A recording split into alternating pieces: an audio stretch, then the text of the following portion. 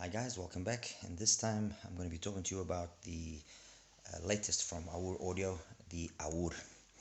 This is the Aure, okay, as you can see, kind of a purplish shell color for the left side, reddish for the right side, a little bit of a fingerprint magnet, but otherwise in terms of overall build and execution of the build, perfectly. It's flawless, as has been the case with all of the other Aure audio products that I've tested up to now, so nothing to be said there.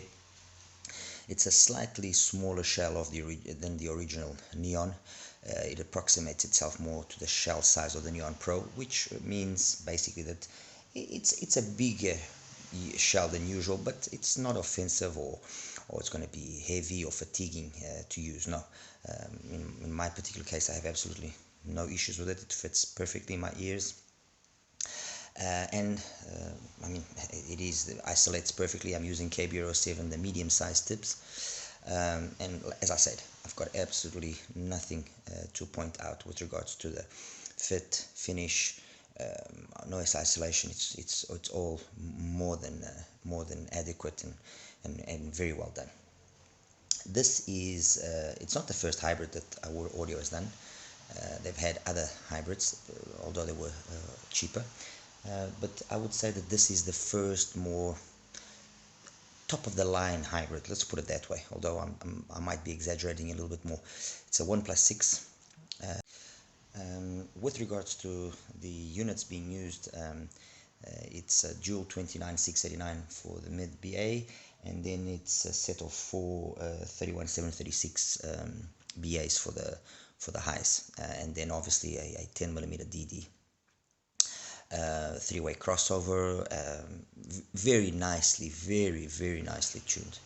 Okay, but I'll get to that in a second, and also in the second part of this review I'll be showing you the graph so you can have a visualization of what I'm talking about.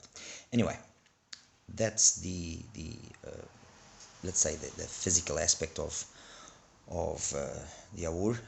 The cable that I'm using is an XI-NHS graphene cable. Beautiful cable. It's not that I dislike the cable it brings with the Aure, I just thought it was deserving of a better cable. And as I mentioned before, the tips I'm using are the KB07, the medium-sized ones. Why? Because of the shape of the shell, it allows the nozzle to be really shoved nice and deep into my ears, and I noticed that whenever I'm able to do that, whenever I have an IM that allows me to get it, inside my ear quite deeply, it eliminates certain resonances, and overall just cleans up the sound in small but noticeable manners, at least for me. That's that. So with what did I hear the Aure, and with what was all the listening tests done with? Well, as usual, my NX7, and then I used different dongles as the DAC for the NX7. I used the Shanling UA3, which uses an AKM DAC. I used the Acme Sound Magic, also with an AKM. I used the Q-Style M15, beautiful. One of my one of my favorite portable dongles, let's put it that way. And I also used my recently acquired AP90 from J. Kelly, also using an AKM DAC chip. In terms of more fixed stuff, I used my A50S topping with my DX3 DX3 Pro as the DAC for it. And all of this to say what? That the Aure is decently easy to power. It doesn't require an enormous amount of power to get it going. No, it doesn't. But it does benefit from a nice choice of dongle or desktop amp or whatever. And by that I mean that I noticed that if it is a cleaner, not the correct word, I noticed that if it's a brighter sounding combination, like something like a TK2, which I also used briefly, it will benefit and not benefit the Aure in certain instances, while personally I preferred using more warmer sounding combinations, and in that aspect the UAE3 is beautiful with the topping. The topping is basically in and out. What you put in it comes out. So if you put in garbage, comes out garbage. It's a very clean. I'm gonna go as far as to say that the NX7 for me is like a baby A50S. This might offend some people, might sound like I'm overreaching, but that's my impression of it as an amplifier. It's a baby A50S. I love my A50S. I think it's an amazing amplifier. I like it's very clean cut, doesn't add anything, doesn't subtract anything. What it is what you get, that's it, period. So whatever DAC amp is feeding it will obviously manifest its signature. And with the UA3, I like its warm tonality, nice. I like the crystal cleanliness of the M15, and that's where, for example, you see differences with regards to the TK2. While this is crystal clean, but it's got a nice it's crystal clean, but it's got this kind of analogish sensation to it. When you hear the TK2, it can sound too digital, it can sound too artificial sometimes. Obviously this is of course dependent on the music and using the music that I use. So maybe with the genres of music that you listen to, or that the majority of you listen to, you will not have this perception. Yeah, okay, so what do I have here to compare the Aure with? Well, I chose what I consider to be, well, some of them, what I consider to be the go-to choices currently, okay? And if you're looking for a hybrid, 4+1 or 6+1, I don't know of any 5+1 actually, but a 4+1 or 6+1, you have the HISENIOR, the Mega 5P, you have the Yanyan Canon, you have the Manga T2, and then the latest addition to this, let's say, group is the AudioSense AQ7, the Insight, the Pro, whatever you want to call it. I call it the Insight. What is the characteristics of each one of these? Well, the Mega 5P, very balanced sounding IEM, very much the sound signature of a Manga T2. I would say it's probably about 90% of the sound signature of the Manga T2. They graph almost identical. The distinguishing difference between these two is that the T2 cleaner highs and just a tad more bass, but otherwise very similar. So neutralish warm. Since I'm talking about the T2, it needs no introduction. T2 is, if you are wanting a neutralish warm signature, you know, it is one of the options. Well, not one of the options, but it's the option to probably take if this is what you ultimately just want. Yanyan Canon, an absolute versatility monster. You listen to it in the 010 setting, which is the one I usually have at, and it sounds authoritative. It's got good bass, amazing mid bass, clean mids, details on the highs, everything is there. It's not a neutral signature like this, it's more V-ish, let's put it that way, but it's very well executed. You listen to it in the 110 setting, and it's an absolute bass monster. It will pound you to the ground. You listen to it in the 011 setting, details like you would not believe. And that's why, personally, I feel that there is kind of the ultimate, let's put it that way, because of all this versatility. Obviously, you could argue, well, once you've selected your setting that you like, you leave it there, and that's it. True, very much true. But if you are a person like me, which likes to listen to, I'm not going to say all genres, but likes to listen to a variety of genres, sometimes it's nice to have that little versatility where you just adjust things slightly just to get a little extra. So, you know, that's where the Yanyan stands out. Otherwise, in terms of its sound and the way I usually listen to it in the setting of the 010, like I said, the mids are beautiful, really well executed, highs, plenty detail, only occasionally, and compared to the Mangad, do the highs maybe sound just a little bit too much, but never harsh, never rough. Everything is always super textured, super detailed, everything. As for the AQ7, which I tested recently, well, the AQ7 is an IEM that, well, personally, I was expecting a lot from it. Maybe my expectations were just a little bit higher than what they should have been. I should have been a little bit more toned down in my expectations. And what I'm trying to say by that is that in terms of vocal centric, if what you want is vocals and your mids to be the center of attraction, that is beautiful. I mean, the AQ7 does it very well.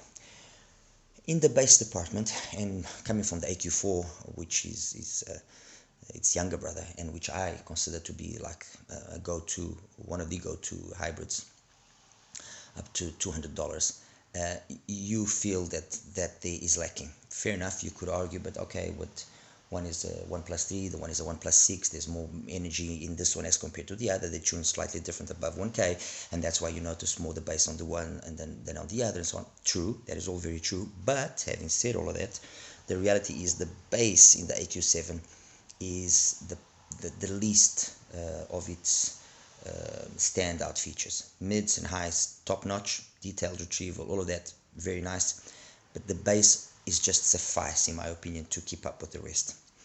The only two aspects there which I think will be worth mentioning are, first of all, there's driver flex, which I don't understand why there is driver flex. Honestly, there's just no need for it, okay? Especially on an IEM that costs $600 almost, because they had a special going for it a couple of weeks ago where you could have picked it up for about 300 something, but now it's gone up to its normal price, which is close to $600, $550 if I'm not mistaken. And then the second is obviously its price. Yes, it's well accessorized, it's well built. I mean, it's a beautiful IEM. You pick it up and it oozes quality from every pore. You know, you can see that attention to detail has been paid here, but $550 puts it in very stiff competition. We're talking hybrid territory here. You can get a Mega 5 EST from HISENIOR for that price. You can get a Let's Sure EJ07 for that, 07M for that price. You can pick up a Moondrop Variations for that price. So, you know, I think the price is its biggest obstacle to being successful, especially when you consider the Mango Tees around $350, the Yannian about the same thing, $350, $360, and the HISENIOR with the discount that I have, that people that are interested can get it for, it goes for $199 as opposed to $249, which is the usual price. So we're talking about the two extremes of prices here, and two that are matched in terms of price. In terms of performance, they are all kind of there, here and there. You know, one will focus more on this, one will focus more on that. But you know, almost $600. It's big money. You can buy a Mango T and a HISENIOR almost. Okay. The Aure. This is priced at $400. For those that follow my channel, you will get a discount on that. Just so that you know, get that out of the way. It says $400, so it falls within the prices of the Canon and of the Mango T2. Where does it fail as compared to them? It's in the packaging and the accessories. Packaging, the accessories of the Aure audio is very basic, okay, very straightforward. 3 sets of tips, cable, simple box. So that is the aspect where things need to be addressed, in my opinion.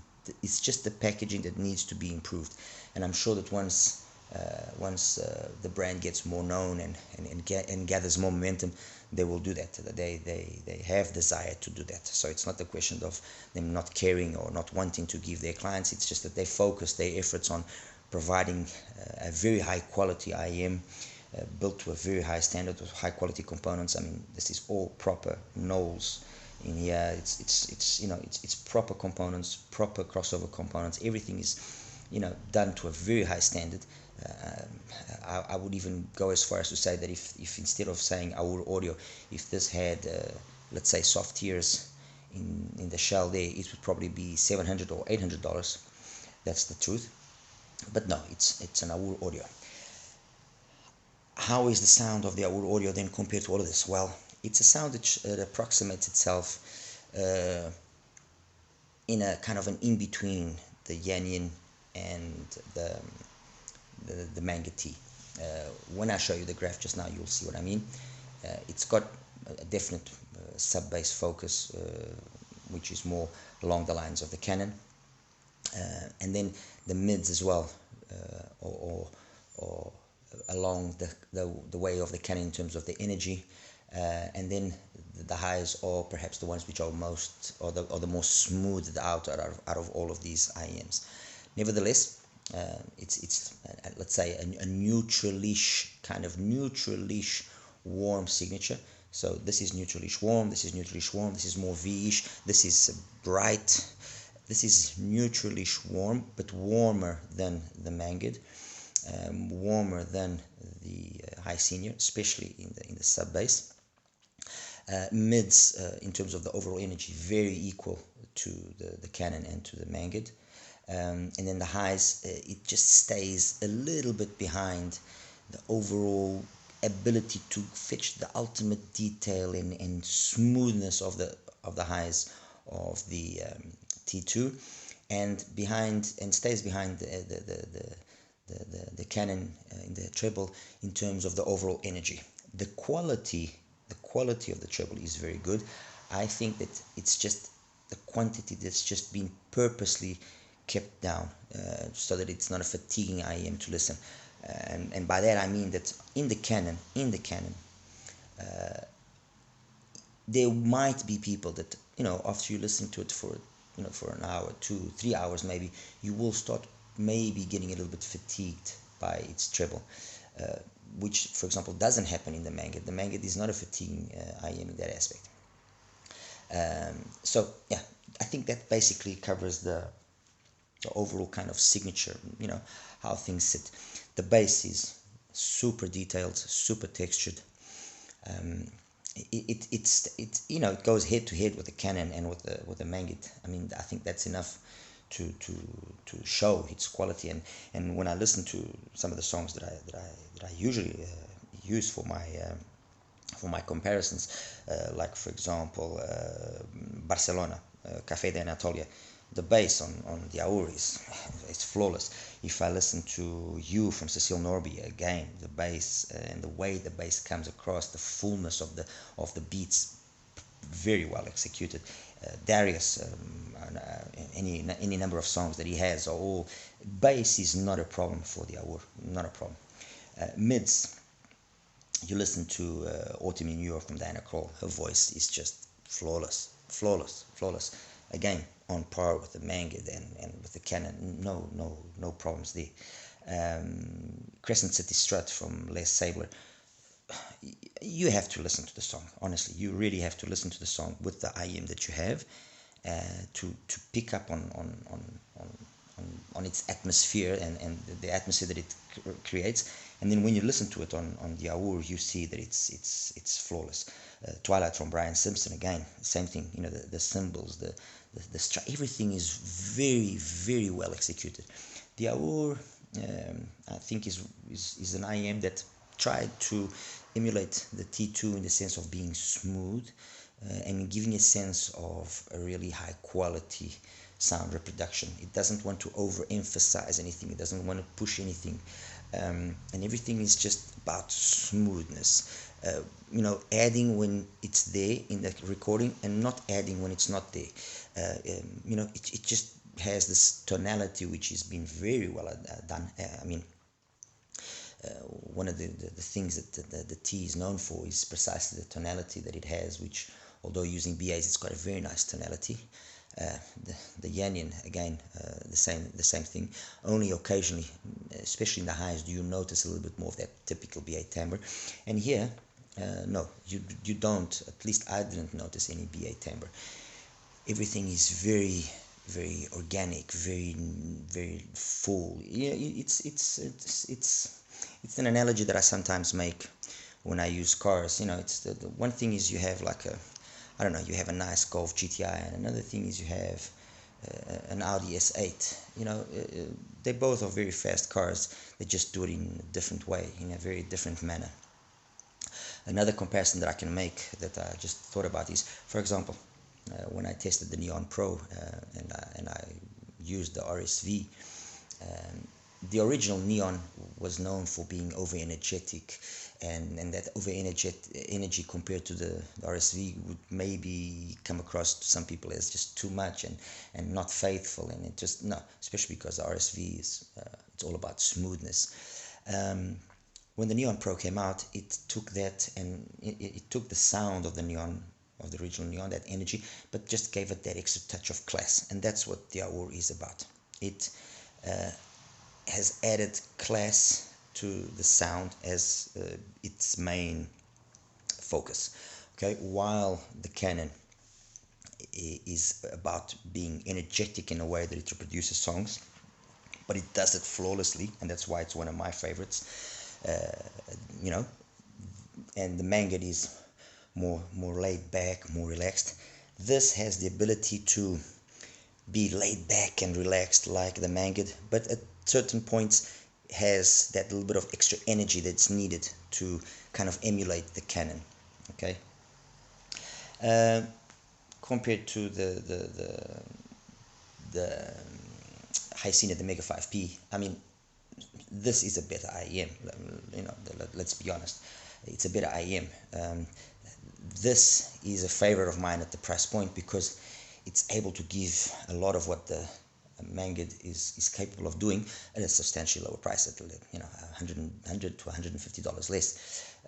Compared to this here, yes, you will see instances that it keeps up very well with the Aure, but then when you ultimately, you know, go and see the texture of the lowest of the basses, how it is able to resolve certain passages in certain songs, you see that the Aure just, you know, steps up a little bit. So it is obviously superior to the Mega 5P, although please, you know, it's not like day and night difference. No, I mean, and the reason is all of these IEMs are very good. Actually, I think the one that probably is not, this actually should probably cost $300.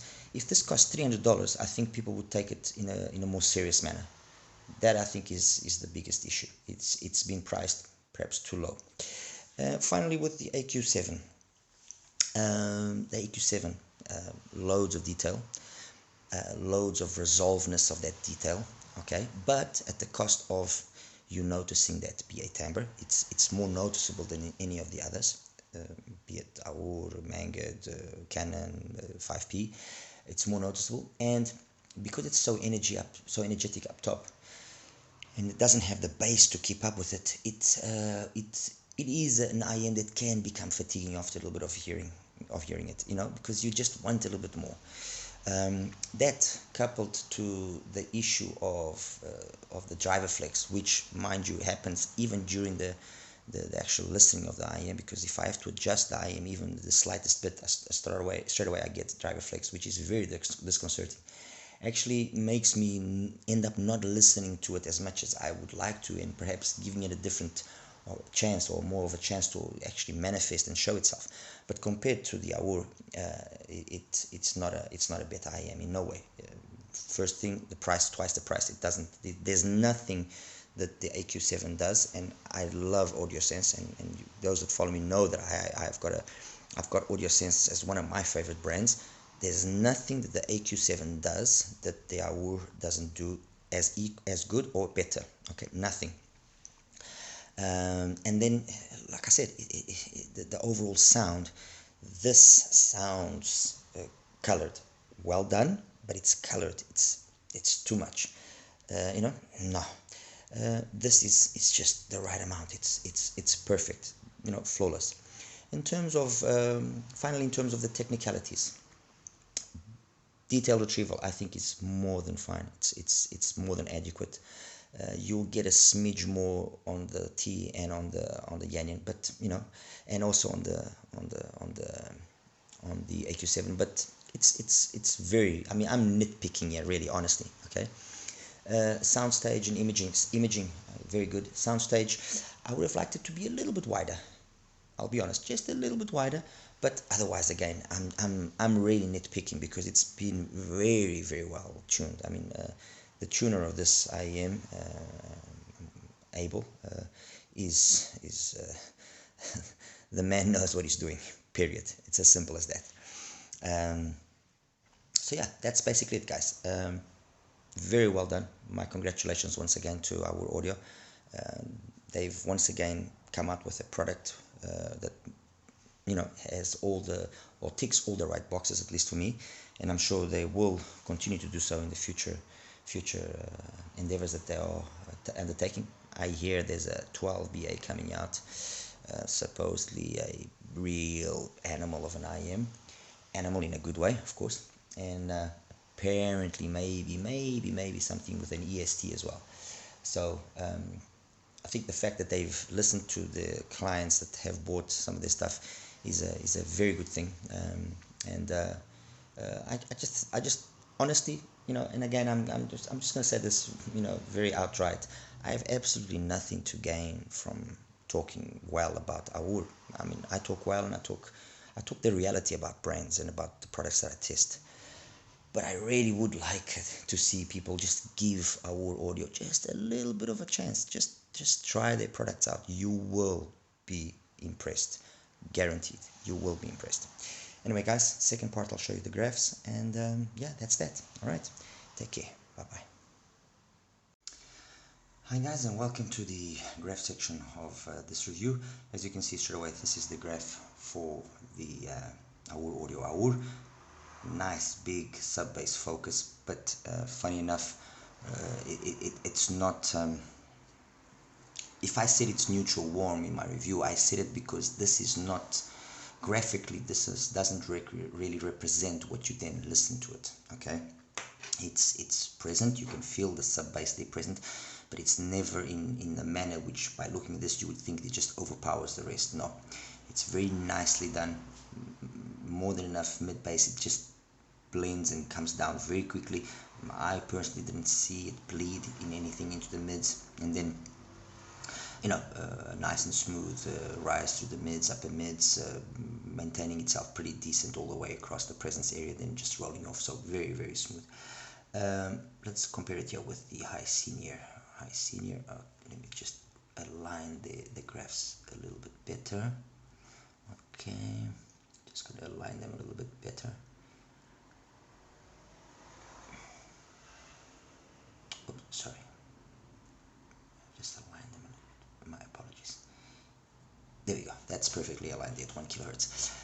As you can see by the HISENIOR, less space, and you notice it, and as well, the HISENIOR's got a little bit less detail. Let's put it that way. Although it's perfectly matched with the rest of it. So honestly, yes, you do feel that the Aure is a more quality product. It's more detailed. It does things in a more classy way, as I mentioned in my review. But the differences are not huge. Okay, and especially when you consider that the 5P cost what it costs, it's actually quite impressive that it is able to keep up with the Aure in a very nice manner.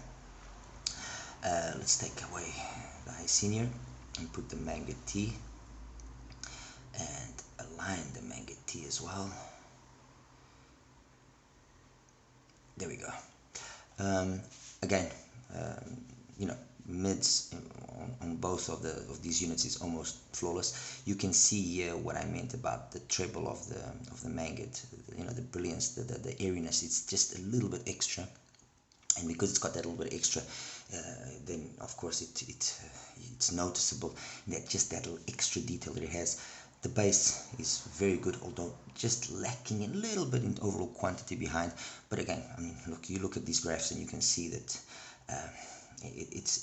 they're very, very similar, very equal. I mean, if I drop in here the HISENIOR, you can see what I was mentioning about the similarity between the HISENIOR and the Mangard. It's actually quite interesting, considering one is a 1+4 and the other one is a 1+6, and the difference is not what you would think. Honestly, it is not what you would think. Okay. Number five. Let me take the Mangard. Put again the number 5 is the Yanyan. Let me just change the color of the Yanyan to something that can stand out a little bit more. There we go. Okay, and now align it.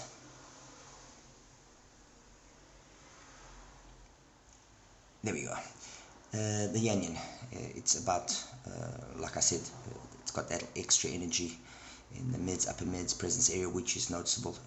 It's got that little extra sparkle, which is noticeable, but it's very well done. And in this setting, which is actually the setting that I usually use the most, it doesn't even seem very much V-shaped, but you notice that it's a little bit more V-shaped than what the Aure is. You notice more the mid-bass stump. Again, another example of where the graph doesn't exactly manifest what you hear in reality. And then finally, the audio sense, the AQ7, and I'm going to align these ones actually at 500 Hertz because of the way the curve of the AQ7 is. Okay, there. And yes, you definitely can see what I meant in terms of all that energy that it's got. It's very noticeable. It also starts earlier.